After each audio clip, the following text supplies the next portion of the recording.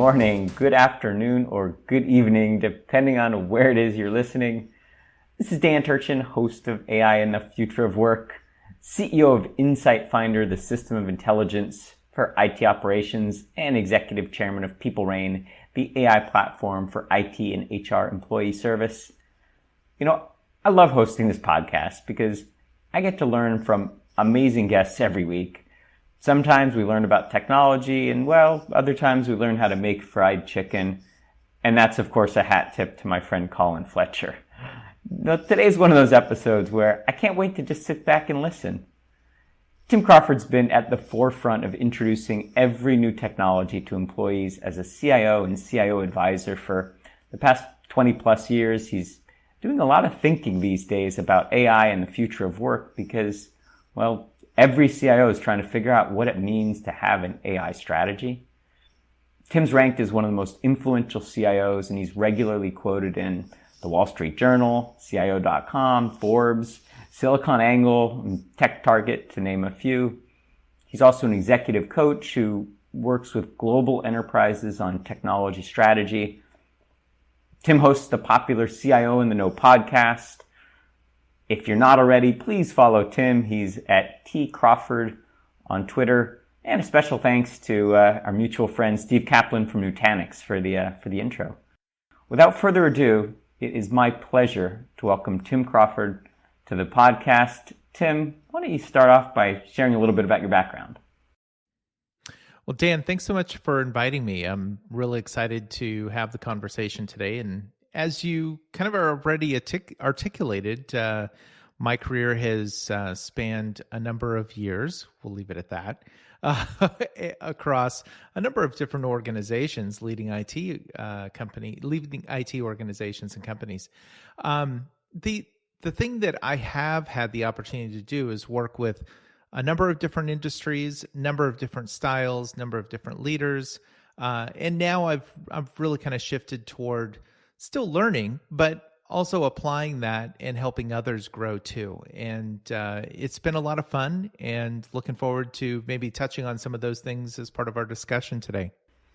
Now let's start off with maybe perhaps a softball. I know this is a big part of your CIO coaching. What is it that transformational CIOs do differently than traditional CIOs?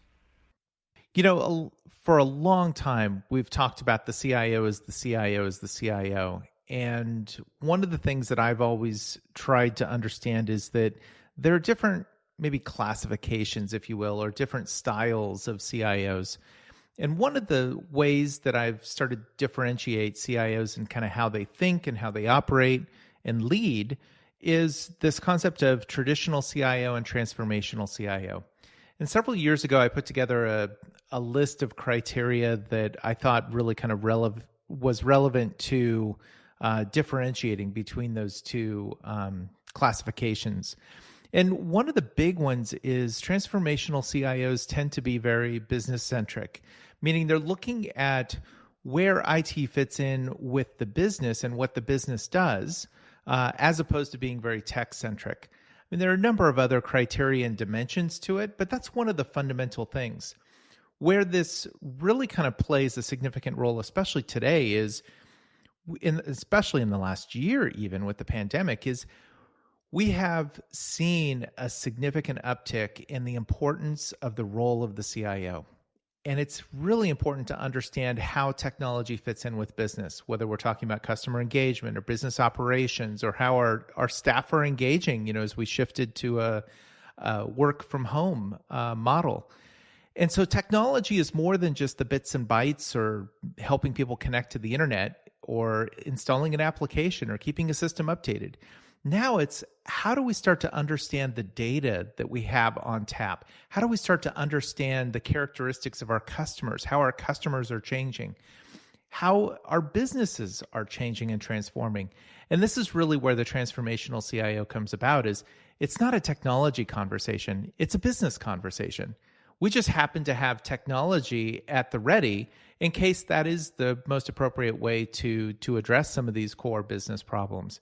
And so there are a number of different ways we can take this, but I think the core differentiation there is it's much more of a business-centric role. I often say that The transformational CIO is a business leader first that happens to have responsibility for technology. Now, AI is a technology, and yet I feel like it's safe to say even transformational CIOs are enamored with the topic these days. What do you think it is that even the transformational CIOs don't quite get about how to integrate AI into their workflows? AI is confusing.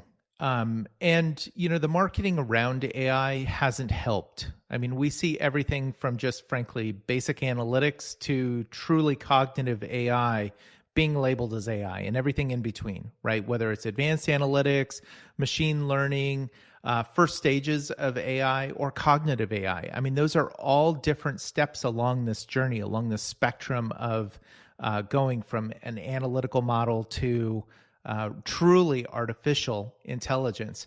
And I think one of the challenges that CIOs really kind of fight through is, number one, how do I get through the marketing fluff to understand what it is, how it works? So that gets into what data do I use? What is the model? How does the model work? How does this AI thing work? What's it going to do for me?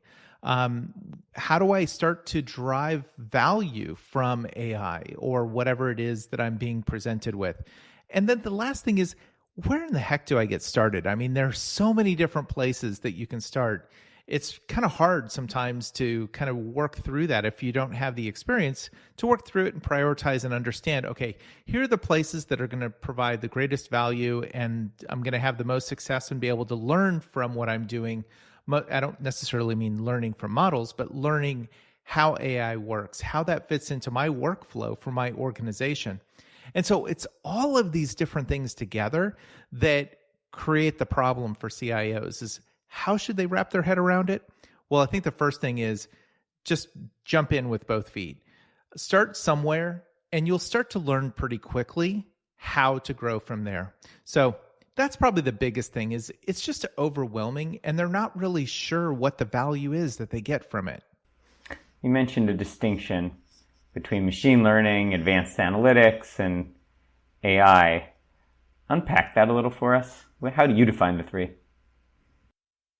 Yeah, so I look at it as a continuum, going from basic analytics, like you might do with a pivot table in Excel, to more advanced analytics. This is where you might build a degree of intelligence into it around reporting, to advanced analytics and machine learning, where you're really kind of taking the data and, again, adding an additional degree of automation around it and deriving insights from that data. And then you start to get into the artificial intelligence ranks. And while everything gets labeled AI, to me, true AI is when that artificial piece really comes into play, where it starts learning on its own. And that's when you start to get toward the end of that spectrum, the opposite end of that spectrum, where cognitive really plays a role, right? This is like the human brain, right? We're learning about it. You don't have to tell a 2-year-old how to stack two things on top of each other. They figure it out themselves. We don't have to train the 2-year-old on how to do it. They figure out that a cup, and I have this physical model, if only we could show this in the podcast, but I have this physical model that I use with folks where I'll take a cup and I'll put it on the table. And then I'll take something flat like your mobile phone and I'll set it on top of it. And so if you put those in front of a 2-year-old or a 3-year-old or 4-year-old, you don't have to tell them what to do with it. They'll quickly learn that, oh, it can hold volume. It can hold liquids. I didn't have to tell it that it has to hold liquids. It can make noise. It can bang on the desk and it makes noise. Oh, this is really interesting. These are the kinds of cognitive learning pieces that we just don't see today. And that's really kind of more science fiction because we really don't understand how the human brain works to be able to teach a computer how to do that. But I think that the important thing is, even when you're back in the earlier stages of maturity around advanced analytics and getting to machine learning, there is still a phenomenal amount of value there to understand and derive insights, play that into automation, and now you're starting to make quicker decisions that are more accurate, which is incredibly important for companies today. I think of the distinction as being the point when algorithms are used to automate the decision-making process for routine tasks that historically have been performed by humans. That's artificial intelligence. I completely agree with your definition of advanced analytics and even machine learning as distinct from what I'm calling AI. Does that definition kind of map to what you see in the trenches? What I see in the trenches is a lot of confusion. And what you call AI is different than what I call, which is different than the next person. I think that can be problematic if you want to kind of get in and mix it up on definitions. The important thing is that in all of the different pieces, we're using data, we're putting intelligence and automation into action, and that has some output to it. And so however you bring the combination of those different elements together, that's where the value is. So whether that's as you define it, as I define it, I think that's less relevant than what we're actually doing, and more importantly, the value we're getting from that action of doing it. As consumers, we live with automated decision-making processes. They're ubiquitous. The recommendations that Netflix makes and what shows up in our feed in Facebook and what products are shown, are recommended to us in Amazon, they're so commonplace that we don't think of them as being anything related to machine learning or AI. What are the parallels in the workplace where you think either today or maybe in the next 5 years, just kind of, the fabric of the enterprise will be infiltrated by AI, kind of like it's infiltrating our personal lives? Well, I think one area that we all can relate to is the travel expense report. If you could get recommendation engines kind of applied to expense reports, and this is just one of many examples, but just imagine you took a trip to Las Vegas. Great, here's my plane. So it went from left on a certain date, came back on a certain date. Well, I probably had a hotel in there, so I'm going to look for that receipt from a hotel on those dates. Boom, I'll just automatically put it in because I can pull that from the credit card information. And then I had hotels during that date. So great, I'm going to add them in there too. And I probably had some taxi or parking on either end in my home city. So let me look for day of expenses on either end of that. And so I think, being able to pull these different pieces together in that intelligence that a human would normally do. I mean, expense reports are the bane of all of our enterprise existence and have been for a long time. This is the kind of thing where, as you said earlier, taking the human out of it and being able to automate some of these functions is really important. If we know that, in a different example, we know that, let's say there's a storm coming up the eastern seaboard, and it takes me 48 hours to move all of my workloads out of a data center that sits in Virginia on the eastern seaboard, and it's in the path of that particular hurricane. Okay, well, maybe 72 hours out or 56 hours out, I'm going to start moving those applications, assuming the hurricane hasn't changed path. I'm going to start moving those applications out of harm's way to another data center.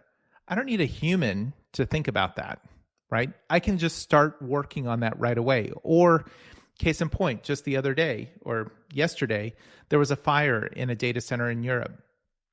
Being able to move those applications, we see a fire here. It hasn't affected the other data centers yet. Let's go ahead and move those workloads out of harm's way as quickly as possible. Those are the kinds of things that we don't need a human to manage. We can do the same thing for customers, right? In terms of customers walking into your store or based on beaconing and buying habits. So there are a number of different ways that AI and machine learning play a role, whether you're in manufacturing or oil and gas or healthcare or financial services. You just have to be a little innovative and a little clever, and you'll quickly find some quick value opportunities to kind of dig your teeth into. Great examples. They call the infiltration of AI into the enterprise workplace will be as profound as any of the big technological shifts, whether it was, servers to cloud or, the introduction of email or apps or smartphones. I think these kind of use cases, and you provided an excellent one, the travel reimbursement, expense management process is the bane of every employee's existence. I think you're right. In 5 years, we'll look back and just marvel at the pain that was inflicted on us. Well, I mean, even that piece, Dan, I mean, look at travel expense reports for just another quick minute. How many times have you looked at a receipt and said, I'm going to spend more time in terms of value? So based on my salary, I'm going to spend more of the company's money trying to figure out how to appropriately put this expense into my expense report and filing that expense report than the value of that particular receipt. Well said.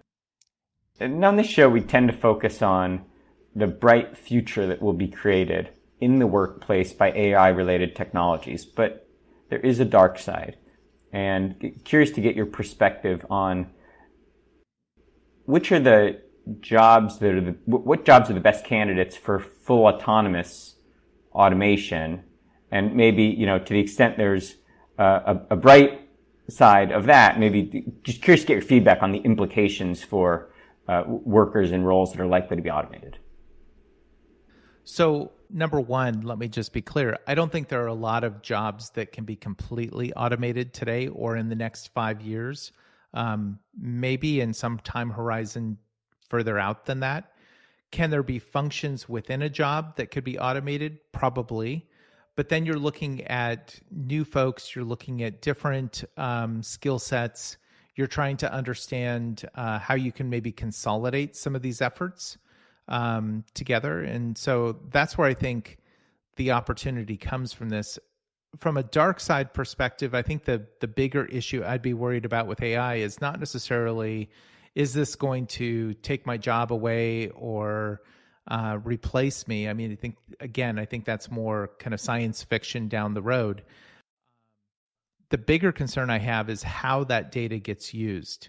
And especially when we talk about automation and decision-making and speeding that up, right now we have the ability for a human to look at reports and say, you know what, that doesn't look quite right, or you know what, this just doesn't feel right. We need to step away from it. It's not the right thing to do.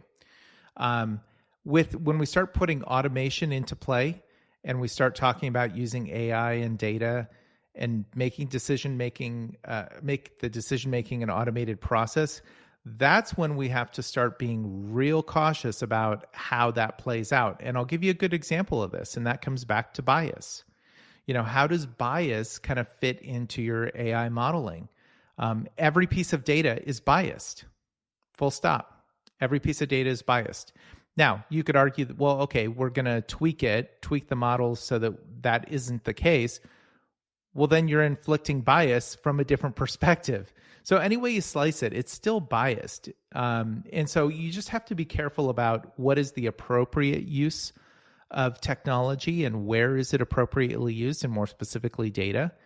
And how would your customers kind of relate to that, or your employees? And so that to me is the bigger concern, especially within the short and near term horizons. Long term, sure, maybe there's some science fiction coming, but not in the short to near term.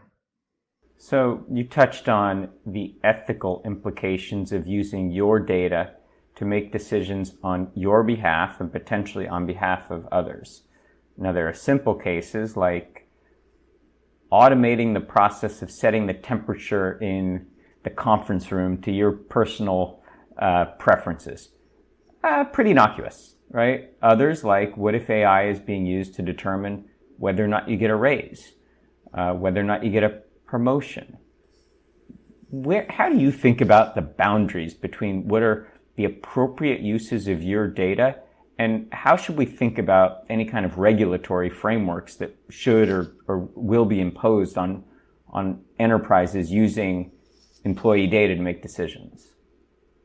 This is a really great question, and it doesn't have an easy answer. And the reality is different companies are going to take different paths, and we're already starting to see that.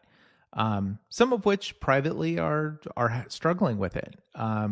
Struggling with it in the context of they've tried to do some things and gotten burned by it, without kind of mentioning specific examples or specific companies to protect the innocent, so to speak. But I think that The big thing is you have to leverage the human guidance when you make these decisions as to where to use AI and how to use data.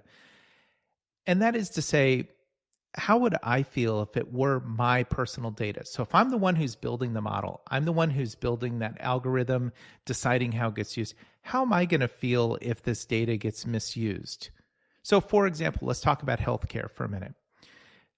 I might be thinking, okay, in a positive situation, I would love to be able to provide my health data if it's going to help cure cancer or help with particular pre-existing conditions, assuming I had that. I don't, but assuming I did have that. I would love to be able to do that.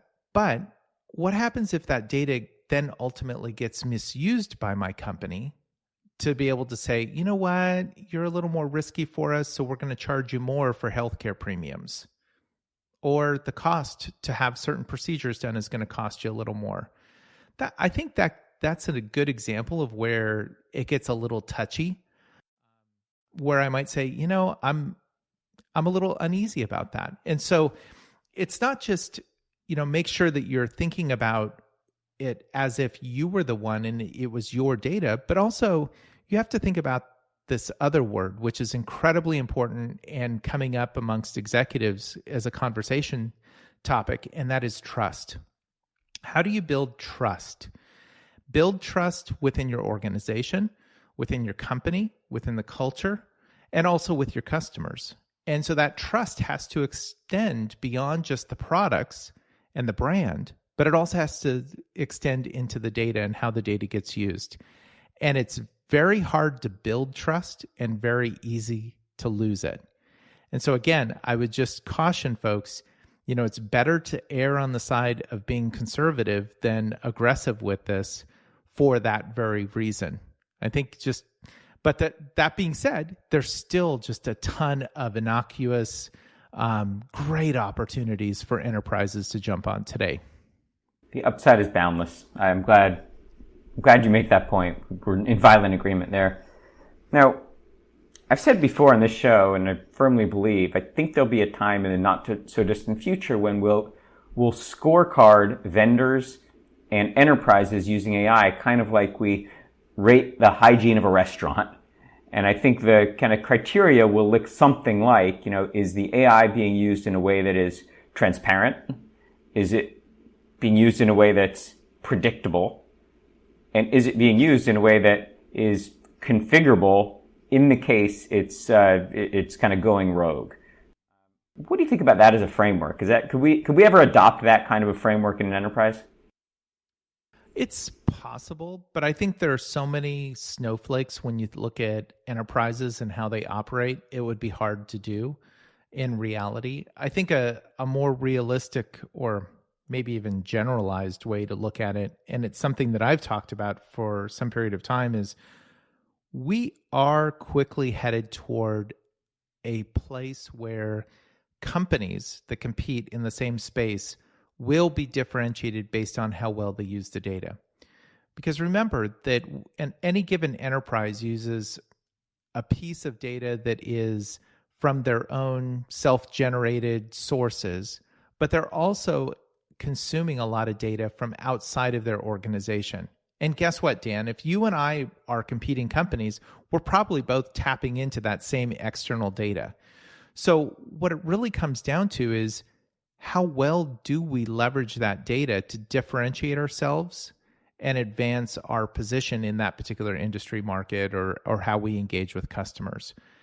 I will take it even further to say that companies and economies, so go beyond companies to countries and economies and currencies, will all be differentiated at some point based on how well or poorly they leverage technology and ultimately data.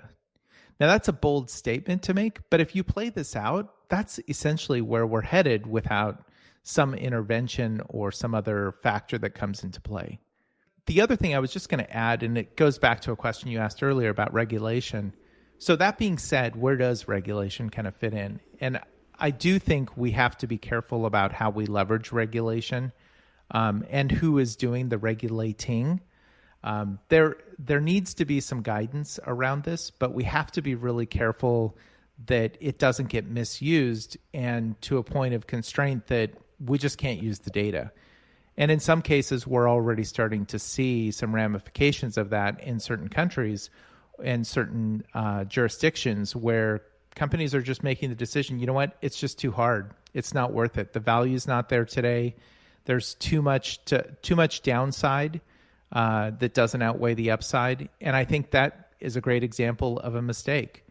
But when you start to understand the implications of regulation when it comes to data, whether it's things like GDPR and GDPR even needs a redo on it, or here in California, CCPA, it's great to see some of these regulations come about.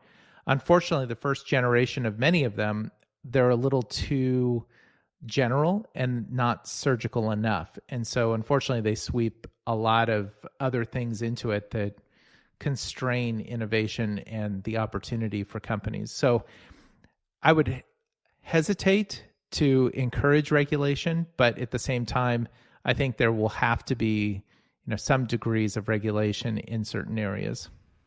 It's inevitable. And I think those of us who are out influencing the conversation, or I should say catalyzing the conversation, I think are going to benefit, because I think there's no doubt about it that to achieve the benefits that you and I expect to see in the next, call it 5 years, it is incumbent on us as a community to come together and define some of those boundaries.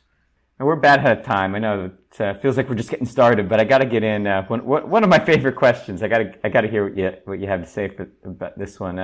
What's your advice for a younger version of Tim? You've accomplished so much, and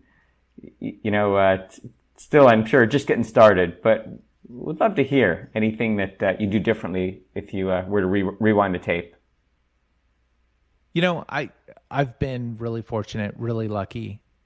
I've had a great career, and I'm grateful for that. I mean, technology has really supported my ability to flourish and be successful in many different ways, and I'm eternally grateful for that. The one thing that I would say today, if I knew then what I know now, is instead of focusing as much on technology, I would have focused more on business and data and the customer. Even as a technology employee, even before I was leading organizations.